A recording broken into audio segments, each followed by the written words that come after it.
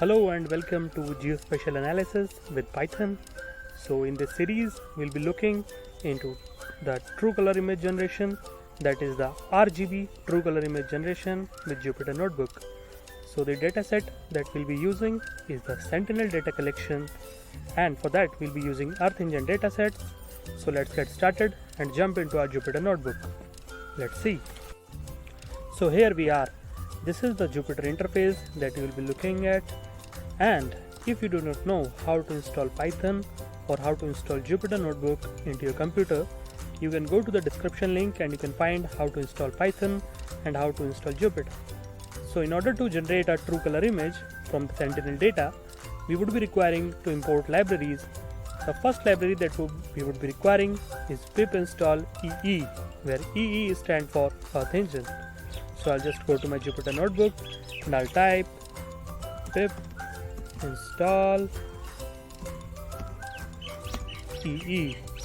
So if I press the run button, you can see the requirement is already satisfied. So I have already installed this library, so you can import this library now. But before that, we need to install another library. The name of the library is GEE Map, Google Earth Engine Map. So I'll just copy it from here. I'll go to my Jupyter Notebook and I'll just type it here and I'll just play the run button, and you can see this requirement is already satisfied. So we have successfully installed both of the libraries. Now it's time to import the libraries. So let's import the libraries. So I'll just type import EE and import GEE map. So I'll just run it, and this time it has run without any error. So now let's create a variable called map, and I'll just pass on GEE map dot map function, and I'll just write map into it. So this time I'll run it. You can see a map will be generated into our Jupyter Notebook. As we expected, a map has been generated.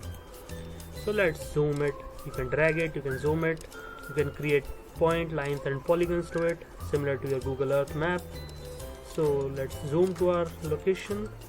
So this is the location. We'll be creating a true color image for this particular region, that is the Delhi NCR region. But there is an issue. Every time I run the function, the map reboots itself and we have to zoom and drag to the target location. So let's set a map center. So for that, I'll be using the function map.setCenter. Just remember the syntax and just pass it on the latitude and longitude of the area. So I'll be using latitude and longitude of Delhi NCR and just pass on the zoom level. So let's take the zoom level to be 8. Just put a semicolon to it, and this time you can see when I run the function, the map, it just replaces itself and it shifted itself to the target location. Let's move ahead. No, okay, so we have imported the map, we have set the center. So let's create the location point. So the dataset would be reduced, or rather than dataset would be restricted by this location point. So let's define this point as ee.geometry and dot point. So I'll just pass it on the same latitude and longitude that I have used for setting the map center. I'll just pass it here. I'll put a semicolon to it, and that's it. We are good to go. I'll just run it. So we have a location point to it. So now let's take importing the data. So I'll go to my browser. So the very easy way to get the data is just go to your browser and type Earth Engine datasets. So when you click, so you can see Earth Engine data catalog. Just click the link and you will be taken to the Earth Engine data catalog. So it has a huge collection of data. We have Landsat, MODIS, Sentinel. So we are interested in Sentinel data. So I'll go to the Sentinel data link. So this is the Sentinel collection.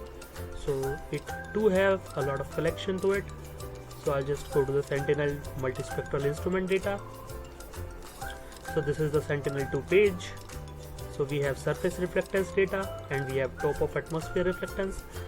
The availability of data is different and it is mentioned. So I'll just go to top of atmosphere reflectance. You can go to surface reflectance as well, but let's create it for a sample. So dataset availability is from 2015. The dataset provider, that is the European Union, ESA Copernicus, and the Earth Engine snippet is also mentioned. So I'll just copy the Earth Engine snippet and I'll jump back to my Jupyter notebook. I'll just paste it to my data variable and put a semicolon to it. This time I'll run it. So data has been successfully installed rather than imported into our Jupyter notebook. Now this data covers the whole Earth, but we require it to cover just our region. So we'll be putting a function called filter bounds and I'll just pass it on my point. That's it. I'll run it and there is no error. So we have successfully imported the data for our own region. So now let's extract the image that we require. So I'll create a variable called image and I'll pass ee.image function, and for that I'll be using my data that I have already clipped or rather than extracted for our region. So I'll just pass it on another function called filter date. So I'll just filter date my data, and for that I'll be using 2019 0101, that is the 1st January 2019. I'll put a comma and I'll just pass another date 2019 December 31st. That's it. We have successfully clipped the data between these two dates. Next we need to sort the data. So I'll just put dot sort and we require some properties.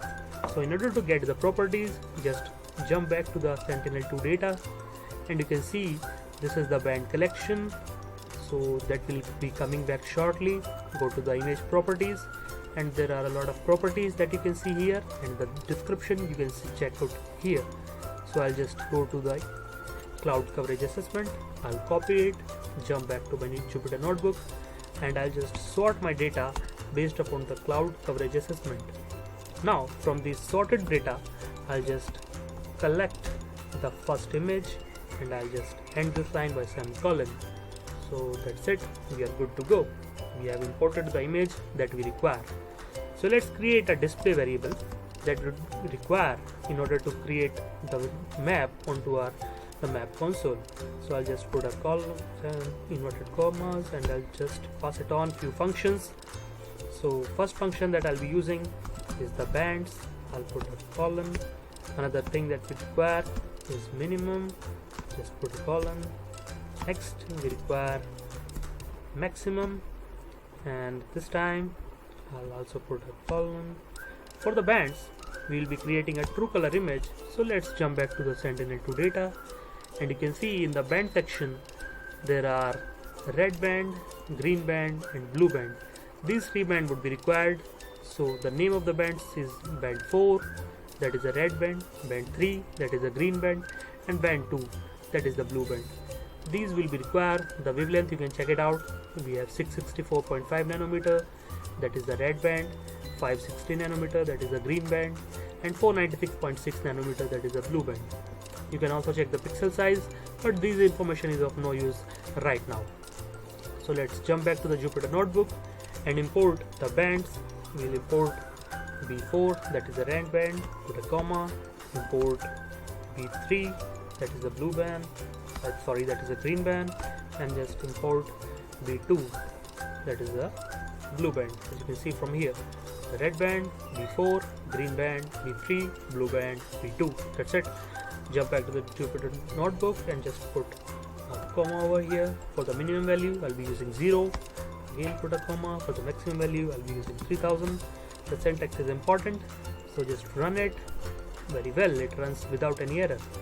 So let's add all the layers onto the map. For that I'll be using map.addLayer function, and I'll just pass it on my image layer and my display layer. That's it. I'll put semicolon and I'll just write map. Let's run it and let's see what we have got. So we have got a nice clipped RGB image onto our location. Let's zoom it and see how closely we can look at.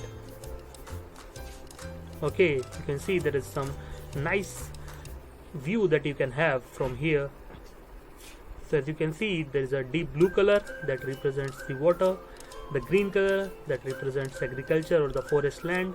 Then you can also check it out that there is the bare land, and this side you can see there is some urban area. The urban areas can be seen here. So you can see that some beautiful RGB true color image we have generated using Jupyter Notebook. That's it. Thank you for watching and see you next time.